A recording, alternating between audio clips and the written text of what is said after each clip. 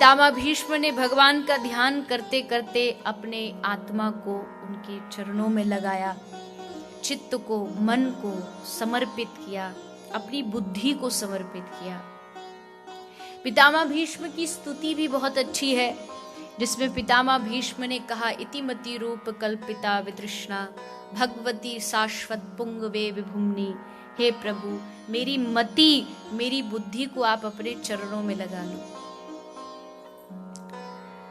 बुद्धि हम सबको जन्म के साथ मिलती है, फर्क इतना है, कोई उस बुद्धि का ब्याह संसार से कर देता है और कोई उस बुद्धि का विवाह श्री ठाकुर जी से कर देता है। भीष्म दादा कहते, मेरी मति के, बुद्धि के योग्य वर तो आप ही हो, इसलिए आप विवाह करो। तो भगवान ने बुद्धि को स्वीकार किया और पितामह भीष्म ने अपनी आत्मा को भगवान के चरणों में लीन कर दिया। पितामह भीष्म की गाथा सुनाने के बाद श्री प्रभु द्वारिका चले गए। अब तक महाभारत का युद्ध हुआ, हस्तिनापुर में रहे, उसके बाद द्वारिका चले गए और वहां द्वारिका से फिर प्रभु अपने धाम यानी गोलोक धाम चले गए।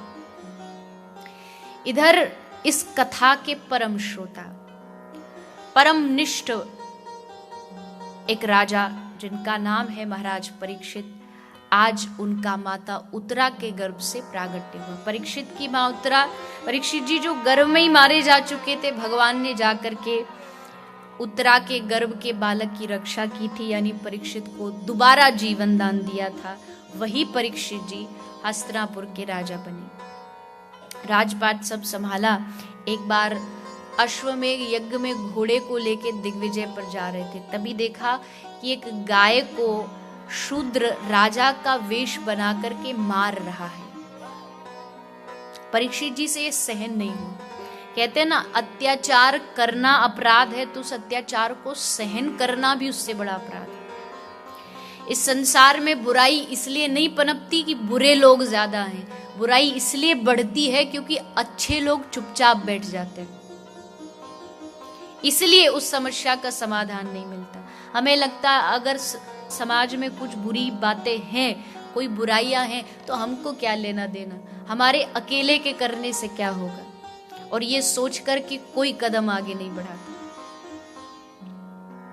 हमारे करने से। ये वैसी ही बात है जैसे छोटे से कोई गांव में एक विद्यालय, एक स्कूल था, पाठशाला थी।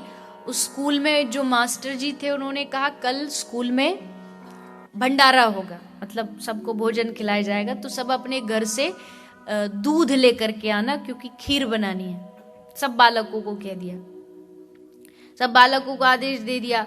अब एक बालक उसमें बड़ा चालाक था, उसने सोचा कि पूरा गांव दूध लेके जाएगा, क्यों ना मैं चुपचाप जाऊं, एक गिलास में पानी ले जाऊं, किसी को क्या पता लगने वाला, चुपचाप डाल दूंगा, सब समझेंगे दूध है।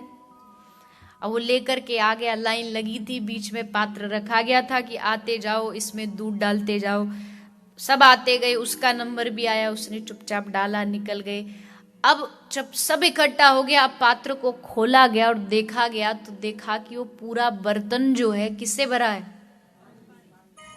देखो हम सब समाज की कितनी सच्चाई जानते हैं। ऐसा लग रहा है जैसे हमको भी मौका मिलता तो पानी दे के आते। क्यों पानी से भरा था? बोले सबने उसके जैसे ही सोचा कि तेरे अकेले के डालने से क्या फर्क पड़ेगा, कुछ पता ही नहीं लगेगा, तो मैं भी डाल देता हूं। ऐसा करते करते समाज में यही होता है। एक व्यक्ति भी अगर बुराई के खिलाफ आवाज उठाए, एक व्यक्ति भी गलत के प्रति अपनी आवाज को उठाएगा तो समाज में बहुत परिवर्तन आ सकता है। कई बार लोग मुझे ही बोल देते हैं कि ये गाय गाय गाय, इसको आप लोग तक बोलते हो, पशुओं को बचाओ, पशुओं को बचाओ, क्या क्या होने वाला है, इससे थोड़ी कुछ बंद होने वाला है। मुझे पता है कि मेरी अकेले की बात कब तक और कहां तक पहुंचेगी ये भगवान जाने।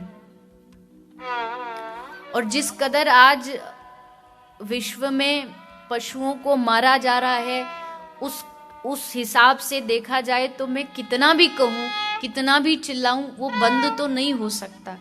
लेकिन अगर हमारे कहने से एक प्राणी भी बच जाए, एक जीव भी बच जाए, तो वो भी उपलब्धि है कि कम से कम एक ने तो माना, एक ने तो इस बात को समझा।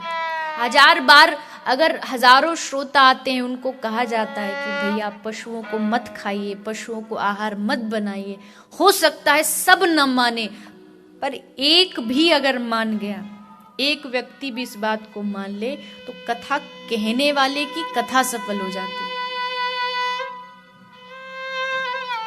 आज जिस कदर पूरी पाश्चात्य संस्कृति, देखिए मैं इस बात के बिल्कुल भी फेवर में नहीं हूं कि मैं वेस्टर्न कल्चर को बुरा कहूं।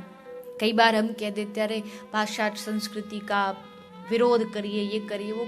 पाश्चात्य संस्कृति में, वेस्टर्न कल्चर में जो अच्छा है वो अपनाने योग्य है, उसमें कोई बुराई नहीं है। कोई चीज जहां से अच्छी मिले तो उसको सीखने में क्या बुराई है। इस सभ्यता से भी आपको जो अच्छा सीखने को मिले वो आप जरूर सीखिए, लेकिन कुछ चीजें, बात पहनावे की दूर रही, बात दूसरी और सब बातें अलग, लेकिन आप यही मन में विचार करिए कि आप जिस संस्कृति को अपना रहे हैं, जिसको आज की पीढ़ी अपना रही है, पशुओं को खा रहे हैं, पशुओं को आहार बना रहे हैं, इससे कितना पाप अधर्म इस ब्रह्मांड में भर रहा है। इतना तो विज्ञान भी मानती है कि वाइब्रेशन नाम की भी एक चीज होती है। वाइब्रेशन, एक नेगेटिव एनर्जी होती है, एक पॉजिटिव एनर्जी होती है। अब फर्क कितना है, हमारी संस्कृति पहले कहती थी कि एक आसुरी शक्ति है और एक देव शक्ति। जैसे पूरी रात भर जागना ये आसुरी शक्ति है, ऐसा हमारे ऋषि महात्मा कहते थे, हमने नहीं माना। हमारी संस्कृति कहती थी समय पर रहते भोजन कर लीजिए, समय पर रह के भोजन करके रात्रि को विश्राम करिए, सूर्योदय से पहले जाग जाइए, इससे आपको देव शक्ति मिलेगी। हमने नहीं माना। वही अमेरिका ने आके बता दिया कि पॉजिटिव एनर्जी, नेगेटिव एनर्जी, तो हम मानने लगे। वाइब्रेशन सबसे ज्यादा जो होती है वो भोजन के द्वारा हमारे अंदर जाती है। इसलिए जब आप भोजन करते हैं तो उस समय कहा जाता है कि सबसे पहले तो भोजन को भगवान को समर्पित करिए, क्योंकि भोजन का आप बाहर से तो धो सकते हो, बाहर से आप कोई फ्रूट आया उसको धो दोगे, लेकिन उसके अंदर जो वाइब्रेशन है वो कैसे दूर होगी। उसके लिए आपको उसको भगवान को समर्पित करना पड़ता है, पहले उसको हाथ जोड़ के भगवान को अर्पित करना होता है। तो जब हमारी संस्कृति यहाँ तक कि जो शाकाहारी भोजन होता है उसमें भी इतनी सावधानी रखती है कि इसमें भी कहीं नकारात्मक ऊर्जा, नेगेटिव एनर्जी आपके भीतर नहीं चली जाए, तो जिस पशु को आप खा रहे हो सोचिए उसके अंदर कितनी नेगेटिव एनर्जी है। जब वो मारा जा रहा था तो उसके अंदर कितना डर था, कितनी उसके अंदर घबराहट थी, हिंसा का भाव। शायद उसके मन में हो कि काश मुझे शक्ति मिल जाए और मैं ये अस्त्र लेके इसी को मार दूं। इतनी उसके अंदर वो भावना रही होगी। वही भावना जब आपके घर में आती है तो घर का चारों तरफ जो वाइब्रेशन है वो नष्ट होने लगती है, वो खराब होने लगती है।